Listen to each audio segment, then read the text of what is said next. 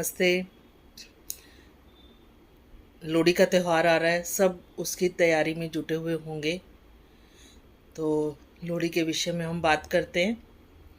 लोहड़ी भारत का, स्पेशली जो उत्तर Bharat, north India में ये त्यौहार मनाया जाता है और यह मकर संक्रांति के एक दिन पहले मनाया जाता है।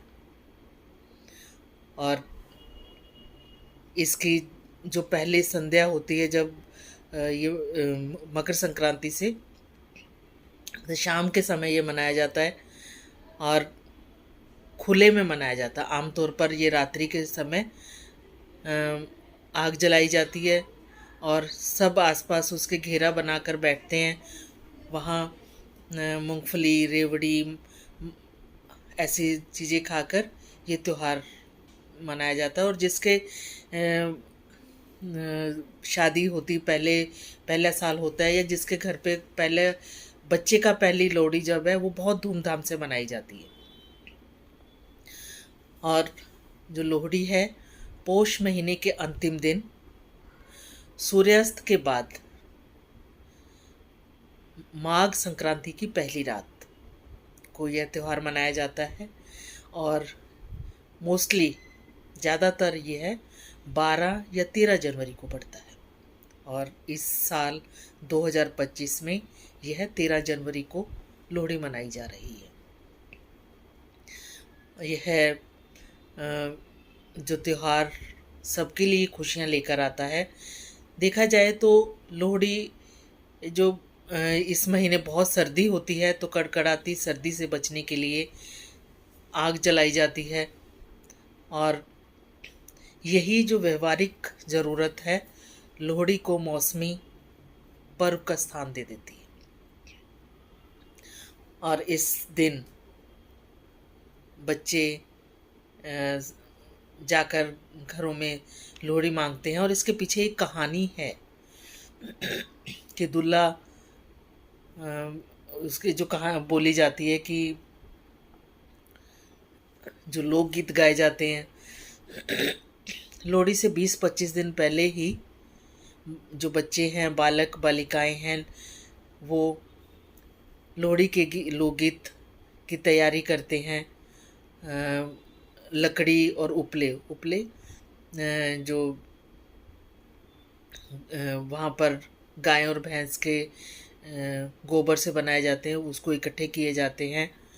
और फिर ये जो इकट्ठी की गई चीज़ें हैं, वो चौराहे पर या मोहल्ले के किसी ऐसे स्थान, खुले स्थान पर रहकर इकट्ठा पूरे परिवार या मोहल्ले वाले मिलकर वो मनाते हैं। और मोहल्ले या गांव के जो लोग हैं, उस समय सब आकर अपना आसन जमा लेते हैं और वो बैठ के इस त्यौहार का आनंद लेते हैं और साथ में अपनी सर्दी भी दूर करते हैं। और इस दिन घर और जो काम काज से सब फ्री होकर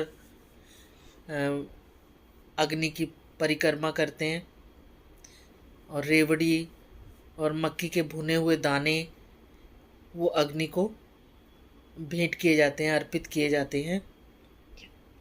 और यही चीज़ें जो प्रसाद के रूप में सबको बांटी जाती है। और जब यह सामूहिक त्यौहार मनाया जाता है, तो घर लौटते समय, जब वो अग्नि जलाई जाती है, उसके बाद जब घर लौटते हैं, तो उसी जो जलाए हुए कोयले, उसका दहकते हुए कोयले वो अपने घर लेकर जाते हैं।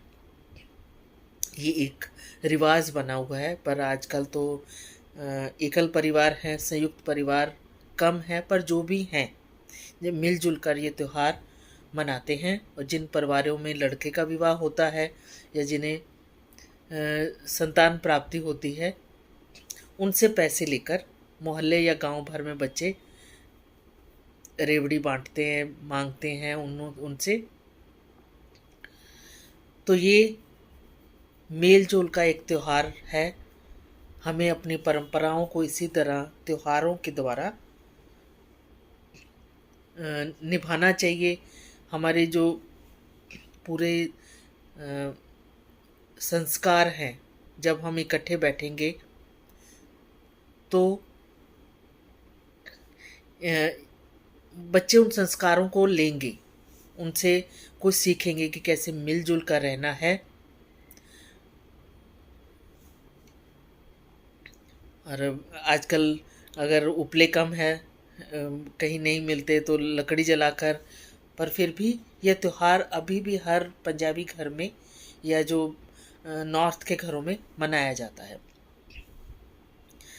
तो इसकी एक कहानी भी है जो मैं आपको बताती हूँ कि लोहड़ी का जो संबंध है, एक लोक कहानी है, लोकगीत जैसे पंजाब की ये कहानी है कि क्यों मनाई जाती है, कि लोहड़ी का संबंध सुंदरी नामक एक कन्या और दुल्ला भट्टी नामक एक जो योद्धा था उससे जोड़ा जाता है।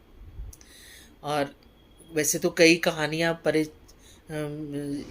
हैं, पर इसके अनुसार जो ऐतिहासिक एक कथा है कि गंजीबार क्षेत्र में एक ब्राह्मण रहता था और उसकी एक सुंदरी नामक कन्या थी, और जैसा नाम था वैसे ही वो बहुत सुंदर थी और इतनी रूपवान थी कि उसके सौंदर्य की चर्चा सब तरफ होती थी।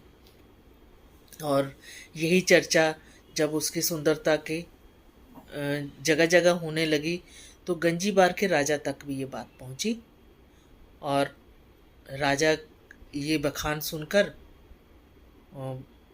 सोचा कि उसको अभी उससे शादी कर ली जाए, या उसको अपने